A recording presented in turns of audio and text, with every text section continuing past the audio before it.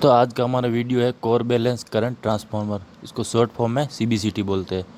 दोस्तों सीबीसीटी का एक और दूसरा नाम है जीरो सीक्वेंस करंट ट्रांसफार्मर। दोस्तों आप इस नाम से समझ गए होंगे कि करंट ट्रांसफार्मर मतलब एक तरह की सीटी है, बट इसके आगे जो कोर बैलेंस और जीरो सीक्वेंस क्यों लगा है इसके बारे में हम आज बात करेंगे। दोस्तों आज हम एक और टॉपिक पे चर्चा करेंगे, अर्थ लीकेज रिले ईएलआर। और ईएलआर और सीबीसीटी में क्या रिलेशन है इसके बारे में भी जानेंगे। दोस्तों आपने मेरे चैनल को सब्सक्राइब नहीं किया तो सब्सक्राइब जरूर करें और लाइक और शेयर करना ना भूलें। चलिए दोस्तों तो बात करते हैं सीबीसीटी की। ये सीबीसीटी का नॉर्मल सर्किट डायग्राम है। इसमें ये अपना सीबीसीटी की कोर हो गई और इसमें से 3 फेज पास हो रहे हैं जिसका करंट है IA, IB और IC। और इस सीटी की जो सेकेंडरी कोयल है उसके 2 टर्मिनल आ रहे हैं बाहर और दोनों टर्मिनल जा रहे हैं रिले में। रिले है अपना कौन सा है, अर्थ फॉल्ट रिले या अर्थ लीकेज रिले भी बोल सकते हैं। दोस्तों सीबीसीटी का यूज है वो सिर्फ और सिर्फ अर्थ फॉल्ट प्रोटेक्शन के लिए यूज होता है।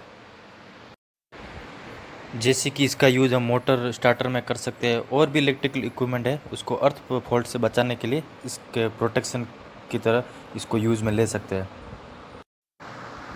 दोस्तों आपने एक बात नोटिस की होगी, जो सीटी है वो वो सेपरेट फेज में लगती है। जैसे एक फेज में एक सीटी लगेगी, लेकिन ये जो कोर है वो तीनों फेज में कॉमन है। और आपको सीटी के बारे में नहीं पता है तो मैंने डिस्क्रिप्शन में लिंक डाल दिया है सीटी का, मैंने वीडियो का, वो आप जाके देख सकते हैं।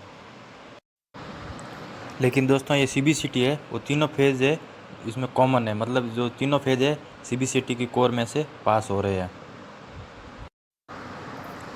दोस्तों मान लेते हैं कि तीनों फेज का जो करंट है वो IA, IB और IC है।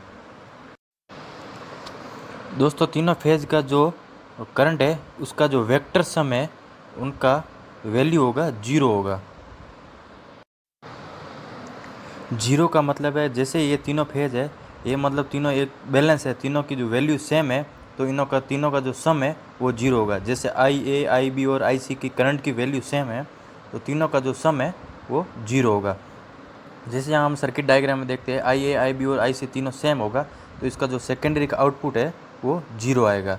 मतलब 0 आएगा मतलब अपना जो सर्किट है वो हेल्दी है और कोई प्रॉब्लम नहीं है। जैसे ही कोई भी एक फेज़ में फॉल्ट आता है, जैसे IA में फॉल्ट आ रहा है और उसका करंट अनबैलेंस हुआ है दोनों बाकी के फेज़ से, तो जो इसके सेकेंडरी है इसमें कुछ करंट शो होगा और ये करंट मेजर करेगी अपनी अर्थ फॉल्ट रिले और ये कमांड देगी ब्रेकर को, और जो ब्रेकर है अर्थ फॉल्ट में ट्रिप हो जाएगा।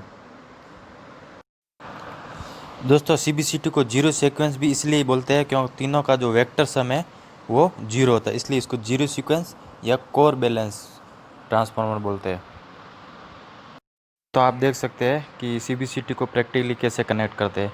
तो ये 3 फेज है और ये अपनी जो सीबीसीटी की कोर है और उसमें से पास हो रहे हैं। इसके सीबीसीटी के सेकेंडरी कोयल है, उसके 2 आउटपुट के 2 केबल होते हैं, वो इस रिले में जाएंगे। ये रिले अपनी है अर्थ लीकेज रिले ELR।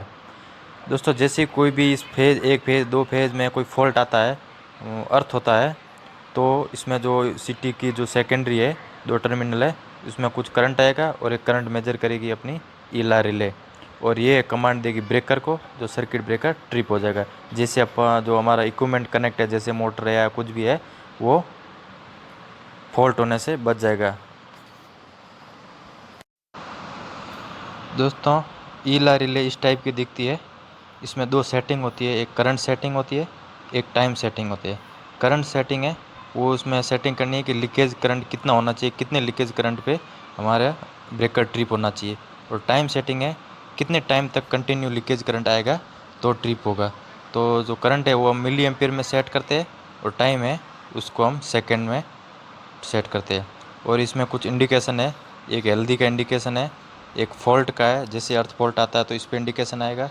एक दोस्तों टेस्ट का है, इसको प्रेस करके हम देख सकते हैं कि हमारा सर्किट ओके है या नहीं। इसमें जैसे सीबीसीटी आ गया, रिले आ गया, ये हमारा ओके है कि नहीं।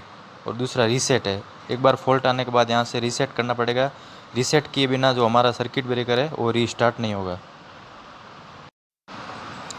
दोस्तों ELR रिले है वो अलग अलग टाइप की आती है, जैसे ये एनालॉग है वैसे भी डिजिटल में भी आती है। दोस्तों आई होप आपको वीडियो अच्छा लगा होगा। कमेंट करके ज़रूर बताएं कि आपको वीडियो कैसा लगा। धन्यवाद।